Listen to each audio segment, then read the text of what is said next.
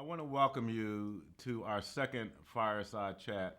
The purpose of these chats are to keep you informed, hopefully at a time when it's a little bit slower pace. I know it is on campus. Quite frankly, I miss our students and the hustle bustleness. Matter of fact, I have to let you know that I am not immune to temptation. I considered driving the wrong way on a one-way street on my way over here because I figured nobody would be around. But I resisted it and I didn't go. But I want to welcome you.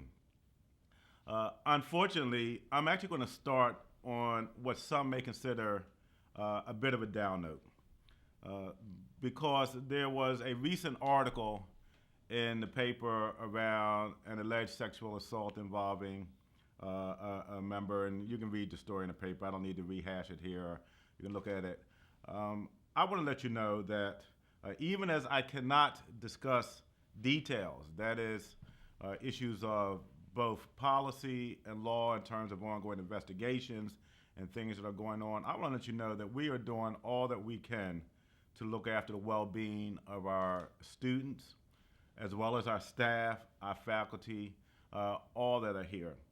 We are taking all necessary steps to make sure that Linfield continues to be a safe, secure campus.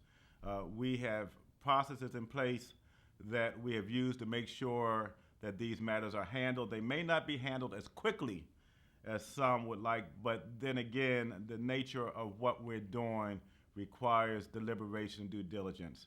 So I want to wish all of you who are impacted, who read about this, who may in fact have even been triggered by this, especially if you're a present student or a member of the community of Linfield right now. There was an email that went out that lists resources for you to access that assistance. And I want to again reassure you that we're going to do all that we can to make sure that all the facts come out that are addressed in a manner consistent with both the law, policies, and Linfield's values. Moving on from there, I want to discuss a question that a lot of you have sent messages about, and I'm very excited to talk about this. A lot of you have sent messages to me asking about the Linfield University model and what does that change represent. Before talking about what the change represents, I think it's important to ground the change within the context of things that are not changing. We're not changing our mission. Linfield has a shortly stated mission of connecting learning, life, and community. We're going to continue to do that. Linfield believes in a multi-discipline, interdisciplinary education that helps foster intellectual curiosity. In fact, those very words are in our mission statement. We foster intellectual curiosity. We also value theoretical and practical knowledge. If these words sound familiar to some of you, because they are exactly words that are in our mission statement. And so none of those things are changing. We are not looking to become a vocational institution. We're not looking to eliminate anything about the liberal arts. We're not looking to just promote programs that are designed to be job feeders, because I will tell you, as a personal philosophy, I think that human beings are created to be more than just cogs in a work thing. Work is what we do. We have to do. We find meaning in work. Work is meaningful. And quite frankly, yes, I am sensitive to the fact that we pay tuition and we have bills to pay. I just put my son on the airplane today, and I'm dealing with this every day, and I have another child in college, and so I understand that. And so you want to return on that investment. But the value of education resides not just in job preparation, because quite frankly, jobs change. Even today, in talking to you, when I was in school, there was no such thing as YouTube. Now there's a whole industry of YouTube. Heck, there not only is a whole industry of YouTube, there's a whole industry of social media that did not exist 20 years ago. And so all of these things change. So the ideal isn't to prepare you for a job that may change. The ideal is to prepare your intellectual development. Oh, and by the way, in case you didn't notice, for those who do worry about the return on that investment, there was a report that just came out that shows that Linfield's graduates have the highest median salary of any other institution in the state of Oregon. And the reason that is because we teach people more than how to prepare for a job. We teach people and work with people and help develop the capacity to think and reason and interact. And because they're exposed to multiple perspectives, and then they learn how to write well and speak well and analyze and interpret information, our faculty can challenge our students in doing collaborative research. These things help make our students better, and it has made our students better in the past, and it will continue to make our students better in the future. And then you may say, well, President Davis, if what you say is true, why are you talking about changing? Why is there a conversation? Why is the Board of Trustees taking a vote on this issue? Why are we having conversations about this? Because at Linfield, just like what we just discussed of the need for students to adapt, Linfield needs to adapt. The world is slightly different. And let's be clear, this is not the first time that Linfield has changed its name.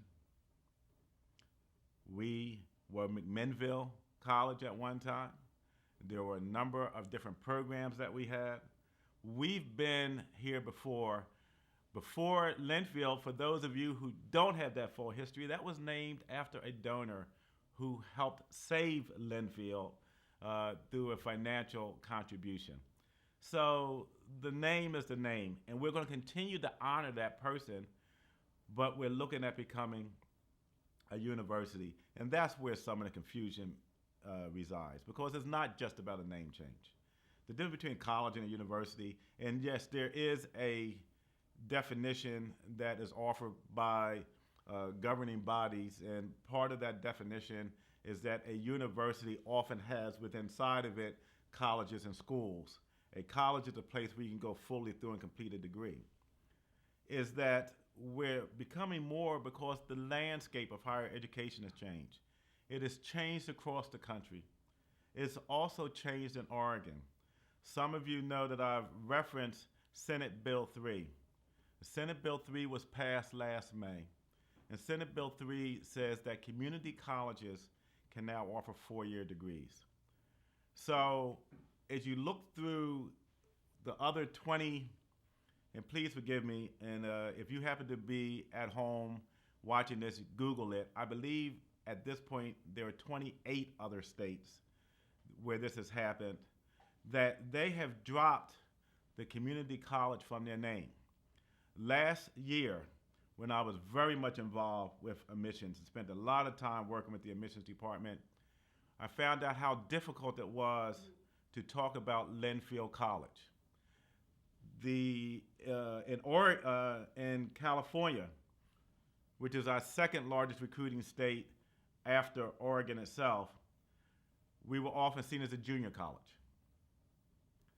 That people thought we were a 2-year institution because that's how it's used there. In Washington State, which is one of the 28 states which does allow community colleges to offer 4-year degrees, we were asked if we were a junior college. Across the world, college is just hard to translate. And I'm not resting this because we're hoping to recruit large number of international students, even though we love our international students. They add to the diversity of our place. We love sending our students abroad.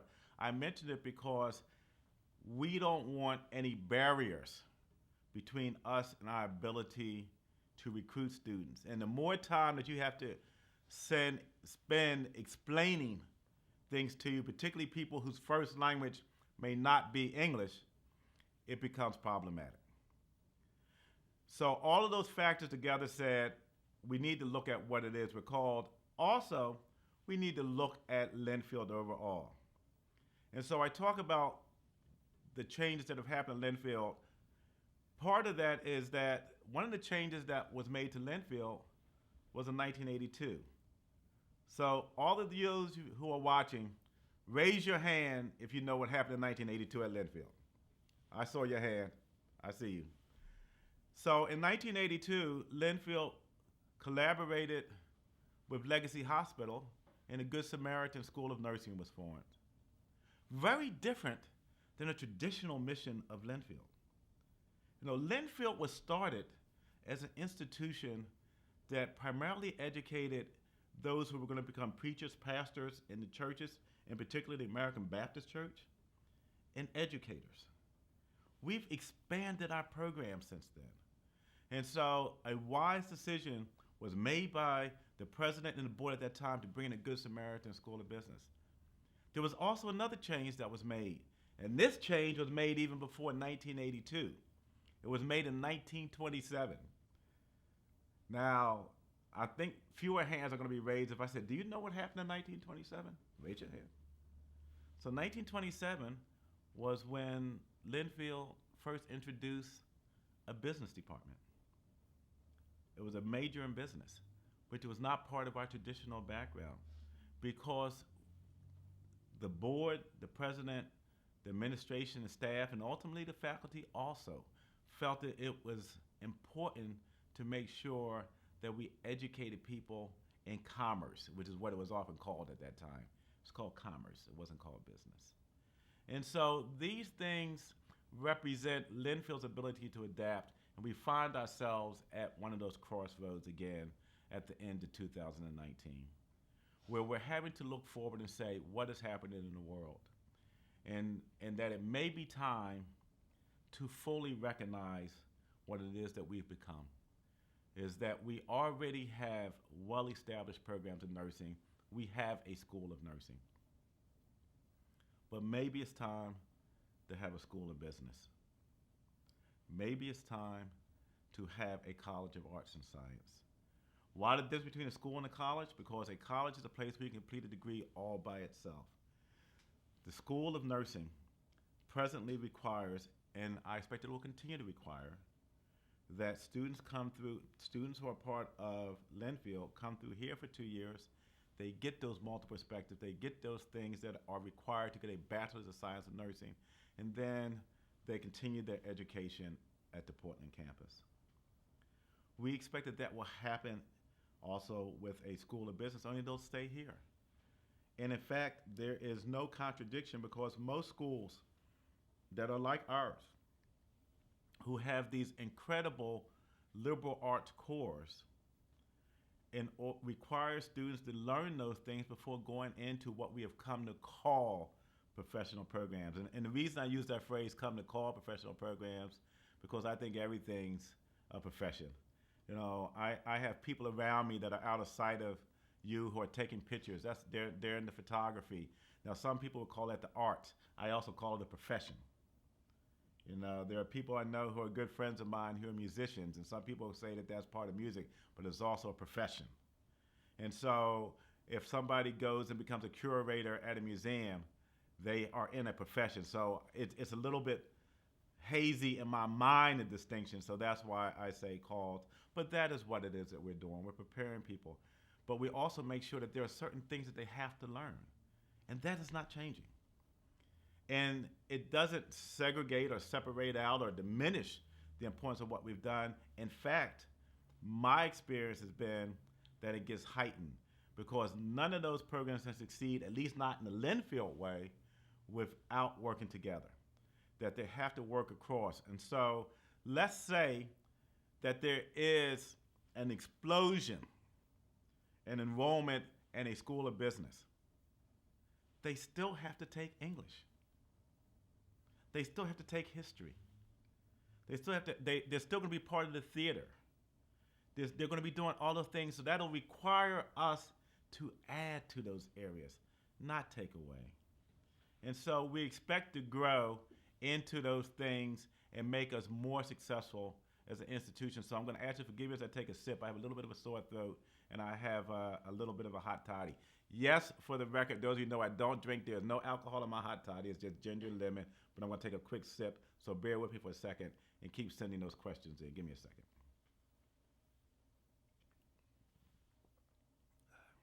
Okay.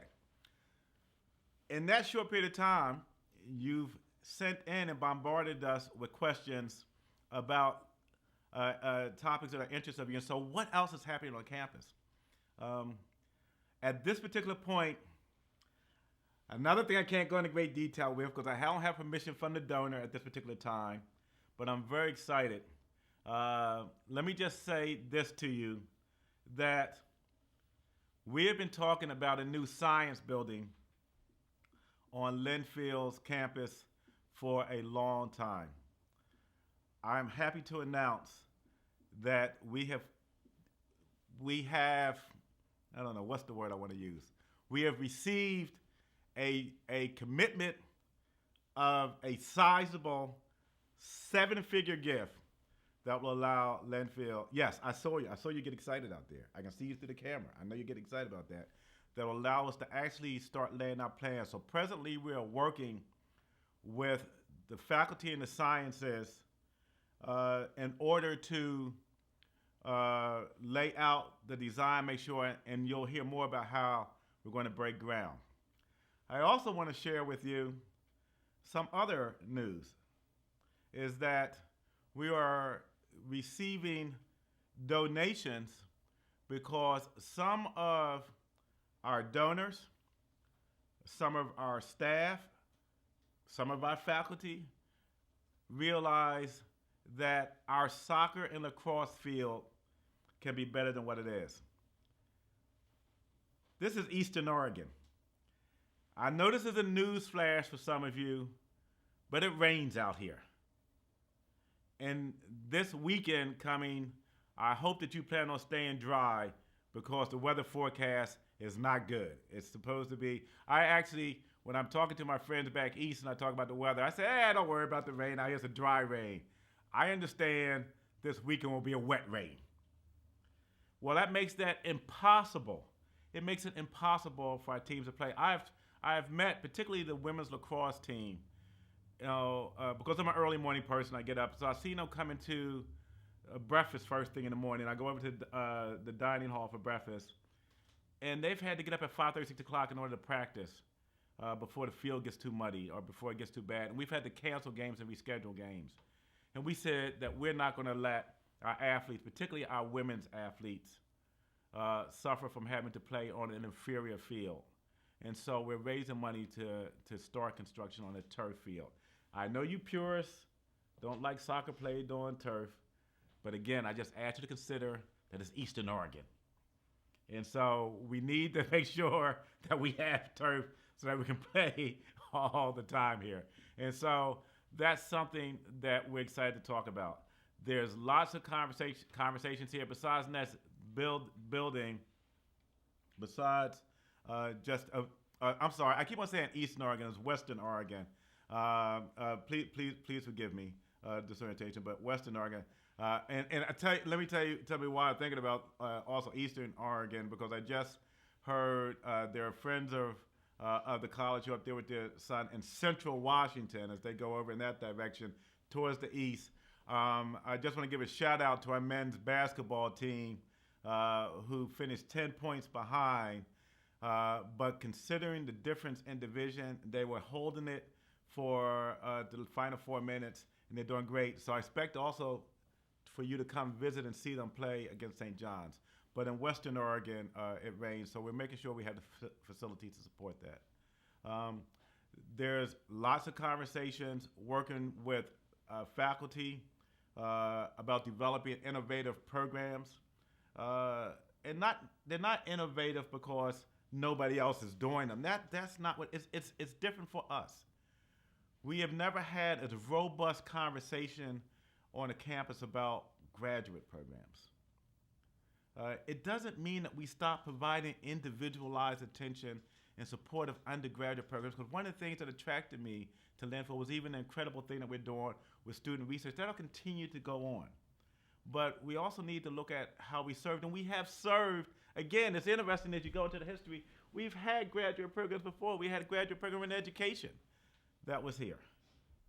And so we have these types of things, and we're saying, well, now may be the time to introduce those things. And so there are conversations that are taking place around what makes sense for Linfield building on our capability. we're not going to do this in a helter-skelter manner. We're going to do this in consideration of our mission, also what we do well, and then how we can service the community. And I want to give you another example of how we've done this, because I like reading history. And I don't know whether I should point this out or not. And I get everybody around me nervous when I start going off on these tangents. But I would like to remind people that once upon a time, our school banned alcohol consumption on the entire campus. You weren't allowed to drink, and you weren't allowed to dance. Now we have the leading wine studies program in the country on the campus of Linfield. The Evanstadt Center for Wine Studies is an incredible program. It's attracting people. Our connection with Burgundy, France, and what it is we're doing is incredible. What it is that we're engaged in is a constant reinvention of ourselves. We don't stay still. Even the purchase of a campus in Portland, where we found a permanent home for the nursing school that will allow us to expand into possibly other health sciences. That's a major achievement. And so we've moved beyond just our boundaries in McMinnville. But again, I want to reiterate, because we're adding does not mean that we're taking anything away. And that's important for you to consider. I also want to let you know a couple of things that you may not be aware of, particularly for your alumni who are tuning in. Stay tuned. There's work being done to bring alumni chapters to your area. I know that there's one about to go up in Seattle. I know that we're having conversations about California and Hawaii. We'll look and see what's going on in Alaska. And if you're listening to this, if you're watching this YouTube broadcast, no matter what platform you're watching it on, if you are in an area that you think that there are alumni that would like to come together, because one of the things that I've discovered in my year and a half being here, alumni from Linfield are loyal alumni. Matter of fact, I just want to pause. I went down to the playoff game in Orange County. We were playing Chapman. We may have lost the game by 3 points in triple overtime, but I love the fact there were actually at least as many, and I believe more, Linfield fans in the stand than there were Chapman fans. And so I know that our fans are loyal. When I go out to Seattle, when I go visit, even on the East Coast in D.C., people come out, they want to meet, they want to talk about their experience. So many of you alumni have met your significant other in your time at Linfield. So if you think that this is something that you would like to see in your area, contact us. Contact the admissions office or find me. It's easy to find me. Send me a note. I'll make sure that it gets channeled through to the right people. That seems to be the major thrust of the questions that come on. So I don't want to take up too much of your time during the holidays, but I do want to give a shout out. Forgive me for reaching in my pocket, because sometimes my old memory fails me, and I want to remember a couple of things that I need to make sure that I acknowledge for you. One is I want to give a shout out to the 60 plus alums at the kickoff of the Portland Alumni chapter tonight. That's an important thing that ties in what we're talking about, is that we're excited about connecting with our alumni because we want to keep you engaged. The other thing is, in the spirit of holidays, I have to ask you, because it is my job as president to ask you to support us.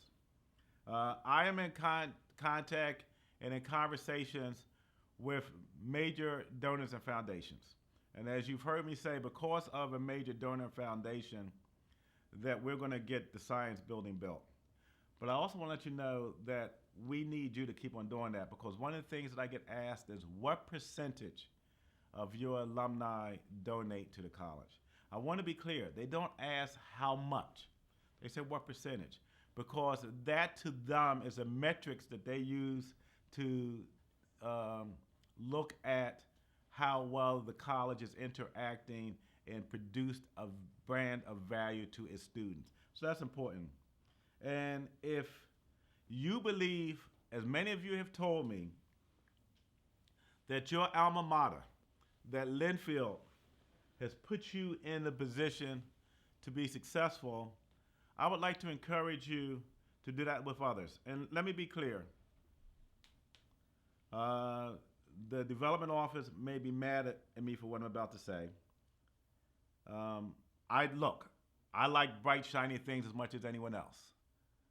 I'm excited that we're going to have some construction on campus. I'm excited that we have new buildings. I'm excited that we're going to have a nice new turf field. But here's what I'm very much aware of. It doesn't mean anything if students feel as if they can't afford to go to school here. You may have heard about what we're doing with high-performing students, that we're offering them the Linfield tuition commitment. If you come in through early registration by March 20th, you're in the top 5% of the class, you're not going to pay more than $12,000 a year in order to attend Linfield in that first year coming in. But I know that there are things that are important to you also that have provided you a foundation. There is a donor that I spend time talking with who tells me that he was he was the highest achieving D student in his fraternity. Everybody's not going to be a high performer for any number of reasons, but it doesn't mean that they don't deserve a quality education. And one of the things, and the reason that we decided to do the Linfield tuition commitment is because we know that there are students who would love to come to Linfield who don't think that they can afford us and can only afford a state institution. I'm saying that let's make it available to everybody. If you got a good education and there's a pet thing that you love, if you have your favorite history professor, your favorite economics professor, your favorite nursing professor, if there are people who you have very fond memories of, or there's a department that you learned a lot of, if you enjoyed the music, we're expanding our band program. Quite frankly, we're working to make sure we have instruments for our band program. I want to make sure that they have an opportunity to go to school here, an opportunity for advancement, because it becomes a worry as we begin to bring in and recruit students there. I'm getting the message that I need to make sure that I thank Don Lubbock. Now, I need to know why I'm thanking Don Lubbock, because he's part of the parent council. I'm reading this as we're talking. Parent comments. So we're getting lots of incredible comments from parents. Thank you for sending your children and sharing them with us. Thank you for believing what Linfield has to offer. I want to thank all of you who are watching. If you're parents, such as Don Lubbock and others, if you're a student who is watching this, thank you for being a part of Linfield. I really miss you already. You're gone. If you're a faculty member, I hope that you have some much needed rest and break. Hard work. Get those grades in. If you're staff and administration, the reality is that the college will be closed from December 25th to January 1st. I want to encourage you to take care of yourself. I want to encourage you to take some downtime. We need you back. We look forward to having you back. I want to thank you for sharing this past half an hour for me. Be well. Be blessed.